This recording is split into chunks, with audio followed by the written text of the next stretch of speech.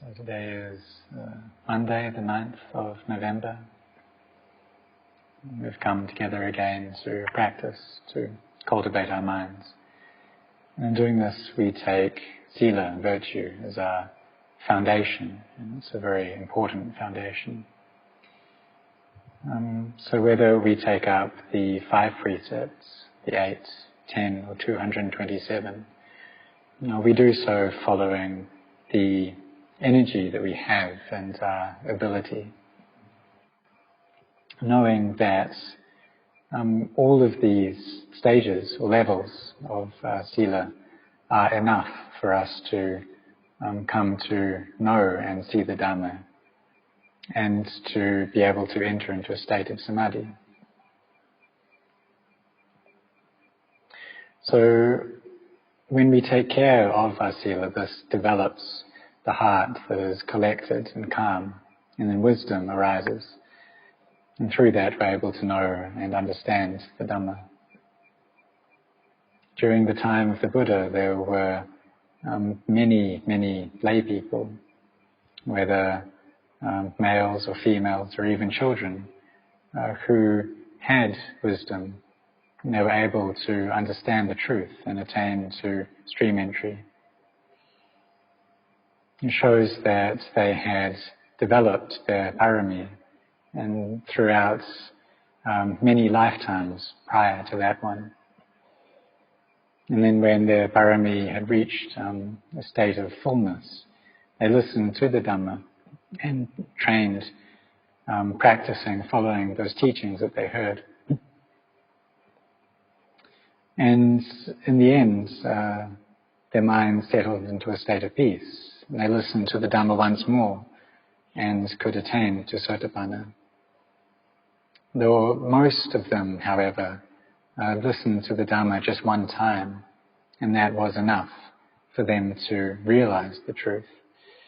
So this shows that the parami that they had already developed was great, that they'd been practicing, cultivating their hearts for many lifetimes. Even though the practice was very tough, they persisted with it until they could see the Dhamma, until wisdom could arise. And it shows that they were very sincere. For us, sometimes, however, when we practice, we can become disheartened and weary with this path. But it's natural that sometimes our minds are in a dark state and sometimes they're bright. That's very normal. But we need to have mindfulness so that we know these things. And if we don't have mindfulness, or if the heart isn't peaceful but we desire for it to become peaceful, and so we practice through that desire, then this just becomes a cause for suffering to arise. Maybe we start thinking hateful thoughts about ourselves, but this isn't correct, because hating oneself is a cause for suffering as well. So we need to be kind towards ourselves, wishing ourselves happiness. May we be well, may I be happy, may I find freedom from suffering. May I not have vengeance towards myself or towards others. And this is the way we have metta towards ourselves.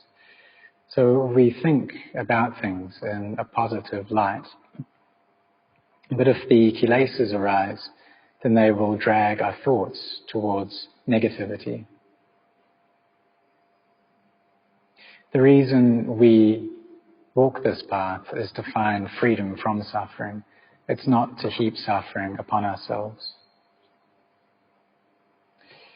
But the mind that is deluded, it can do this. It can just aggravate the difficulties that we have. And this is incorrect.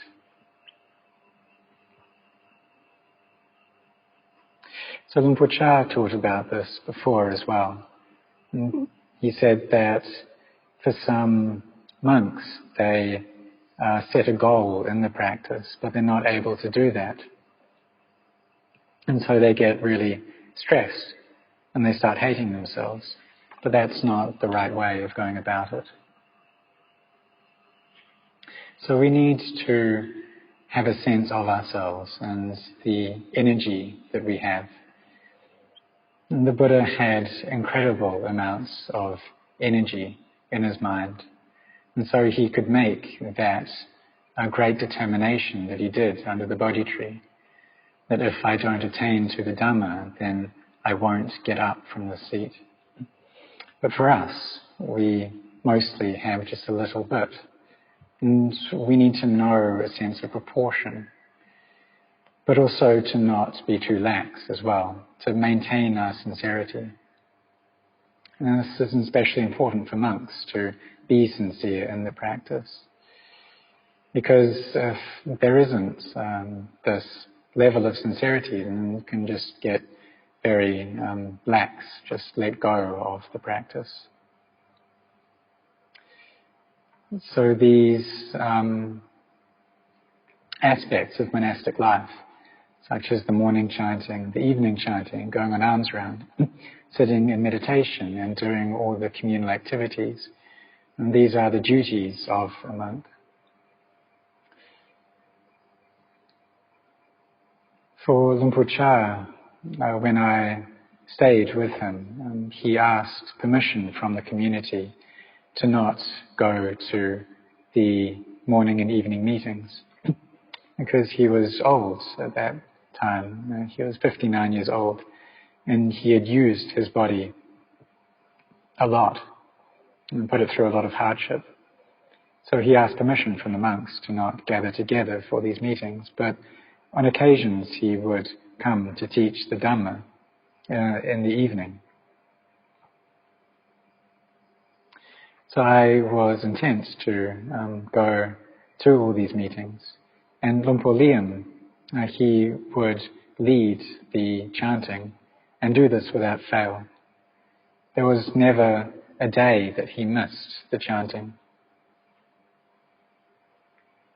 He would also do all of the communal activities, such as bringing up the water from the well and taking it around to the various places in the monastery. So we know that if we don't help out with these activities, then the mind feels ill at ease. And then especially when the Ajahn, he comes to the chanting, he puts his effort into teaching us, but we don't go, then the heart just will feel unsettled. It shows that we're too lax. So we need to maintain our sincerity so that our ordination has meaning, that there's quality to our monastic life. So for the lay people, they have a lot of effort to come and to make offerings to the monks, despite the fact that they have to go and work most days. They also come and they practice, they do the chanting as well. And then they have to go and engage in their occupation. They maybe stop on Saturdays and Sundays, but they still come to the monastery to offer the requisites for the monks. So if as monks we don't do our duties, that shows that we're being selfish. If the Ajahn, the teacher, he goes to chant, he gives a talk, but we don't turn up, and then the duties that we have as monks, we're failing on those. And this is a part of our sila, our virtue as a monk, that we do all of our duties and we come together for them.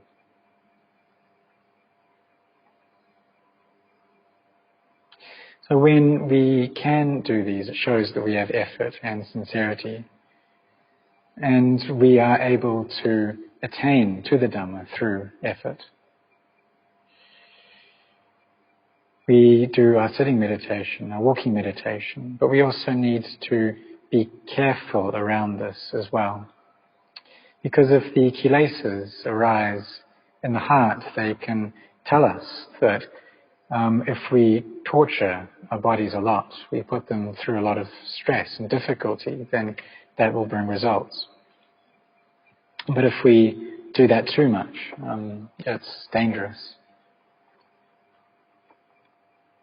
So we need to be cautious around this. And some monks, they fast a lot, they're very strict in the practice, but they don't have much peace of mind. And this is quite a dangerous situation. So the practice, we need to be careful around it, especially around the desire that we have. And for some people, they have a lot of anger towards themselves, that their mind goes in that direction. And so it's important to have a lot of wisdom and know how to put in effort appropriately, to have effort through wisdom, to take care of our sila as well. This also requires panya. And there were times when myself I got stuck on different aspects of the monastic discipline. And there's one rule, which is a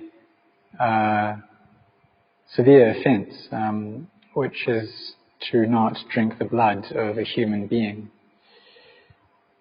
But when I was a younger monk, my gums had problems, and so they would often bleed.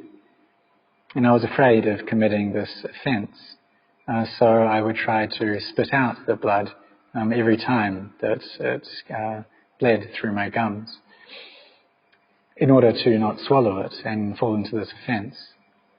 But Luang Por he told me that this aspect of the discipline, this particular rule, it's about a monk, or it doesn't apply to a monk who is sick, because you don't have the intention there.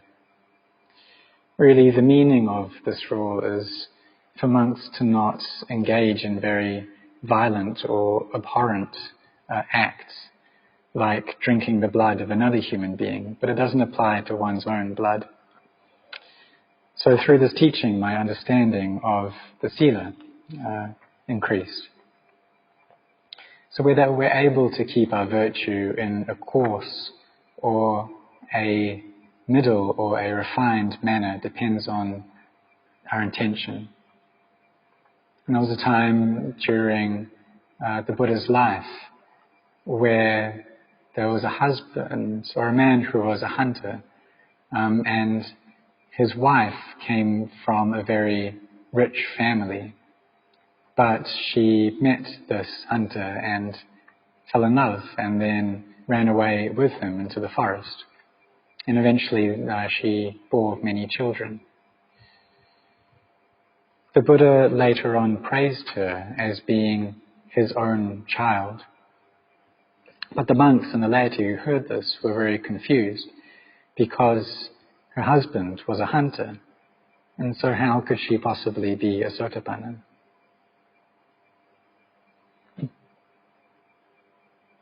So the Buddha asked her how it is that she considered her life and helping out her husband, that she prepared the weapons for her husband to use and also prepared his meals to take into the forest. And she responded that it's just my duty to prepare these. And so I follow my duty. I just prepare the weapons and I prepare my husband's food because it's my duty to do this. But I don't have any thoughts about wanting to kill or wanting my husband to kill. So she was able to really set her intention firmly in this way. That externally she was acting in one way, but really her heart was filled with metta. So the Buddha taught that intention itself is sila. Her husband and children actually had a lot of parami, and it was close to reaching a state of fullness. So the Buddha went to teach them. He went into the forest to the place where they had laid their traps, and he released the animals that were caught in those traps, and he stood there in their place. The hunter came along and saw that he had released the animals that he had caught, so he lifted up his bow and was just about to shoot an arrow at the Buddha. But through the Buddha's powers, he froze the hunter in place. The hunter's wife saw that it was taking a very long time for her husband to come back, and this was very strange, so she sent her children out to go and search for her husband. So the children went and they saw the husband, or their father, there, frozen in place, just about to shoot the Buddha. So they decided to try to shoot the Buddha as well. But the Buddha froze them in place too.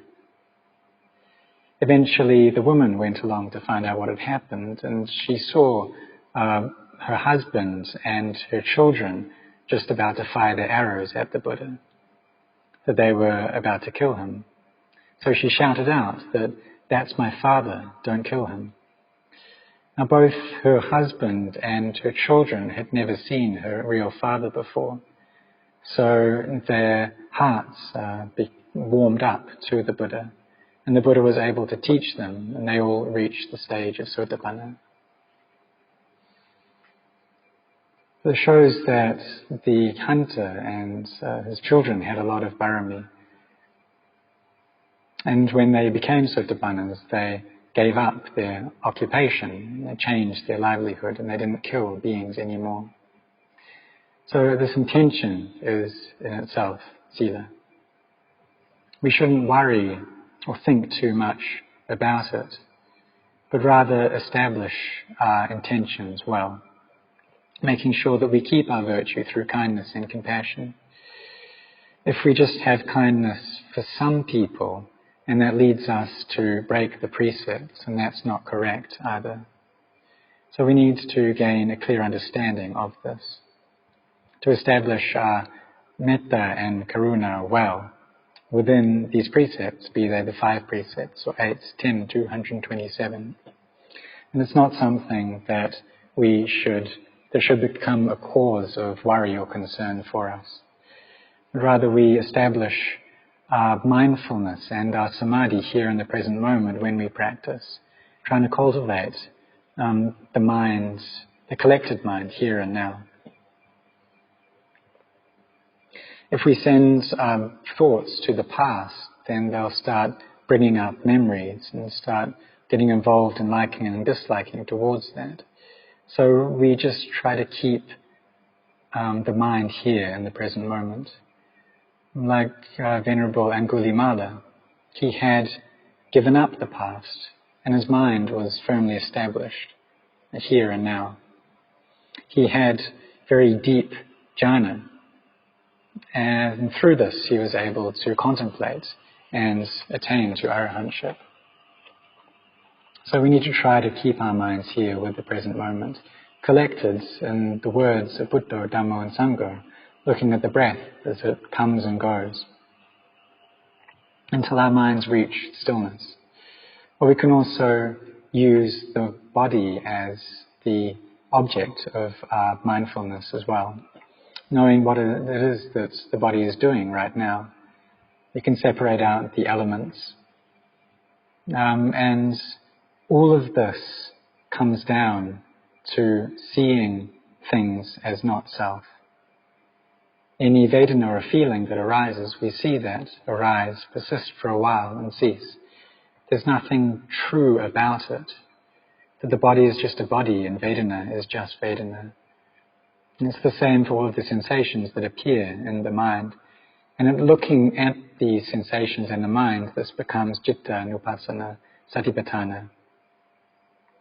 And these are all about, or require training samadhi, so that we can see the mind as it proliferates and see those thoughts are not me or not mine. There's no self to them at all. In doing this, the heart becomes empty from all of its attachments. But if we proliferate, then there'll be a self and an other that arises. Really, the one who is speaking and the one who is listening isn't actually there. It's just the mind that is aware and receiving objects. So there's no self, there's no other. It's merely the mind. So whether we understand this or not depends on the strength of our samadhi and our wisdom. But initially, however, we just know intellectually that things are not self. Even though at the beginning we do have a self, we shouldn't worry about it. Rather, we just carry on training, we carry on training because we have clinging and craving. So we contemplate and look at the feelings, look at the mind, and the thoughts that go on within the mind. When there is proliferation, then it's normal that the mind runs after that. We should also have a mindfulness following up as well, seeing that it's not self. It's just the nature of the mind with delusion to act in that way. So a knowing arises, but we don't attach to that as being a self either. In the end, the mind reaches the highest level of emptiness. So that there is this emptiness, but there's no owner of that emptiness. It's just a state of nature. And if we feel comfortable and skilled at contemplating all things as being empty, then we should do that. Look at all physicality and mentality as being empty. It's just being dhammas that arise and cease. So the merits and the skillful qualities, these are dhammas. And Luang Por Tongrat taught in this way. He taught an old woman about making merits and giving offerings, but she became angry in return. And he received this anger as just being Dhamma. You could see that it's just an unskillful quality that has arisen. And merit as well, it's a skillful quality that arises. But none of these things are self. They're not me, they're not mine. So for us, we need to try this shows that he had a lot of wisdom, that he could contemplate to see everything as being Dhamma, to see all things as not self. That the one who was angry, there's no one there. There's no person there. The one who received that anger, there's no person there. And there's no one who is devoid of anger either.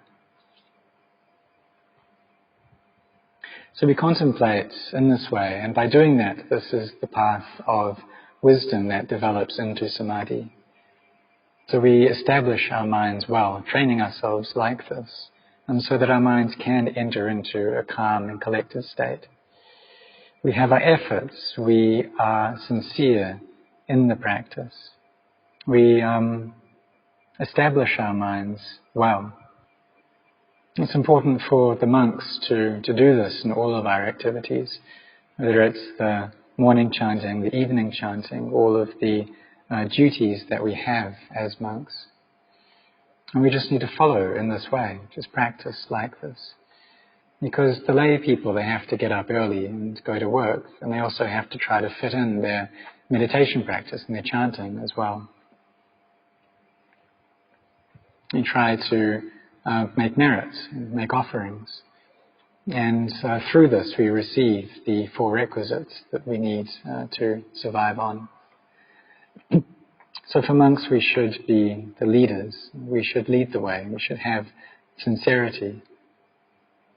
And for lay people, they have an incredible amount of sincerity to act like this. So we should try, while we have a body that's strong and energetic, we really need to use that to bring up our efforts, to practice, to have a lot of mindfulness in everything that we do. Even if we're just walking about, we keep the words of Buddha, Dhamma and Sangha with us. Or we can contemplate into anicca, dukkha, anatta. See all things as being empty. And see that there's no self, there's no me, there's no other. And through this wisdom arises, and we gain clear knowledge and understanding. So may all of you be sincere in this way, both the monks and the laity. May you carry on practicing without letting up.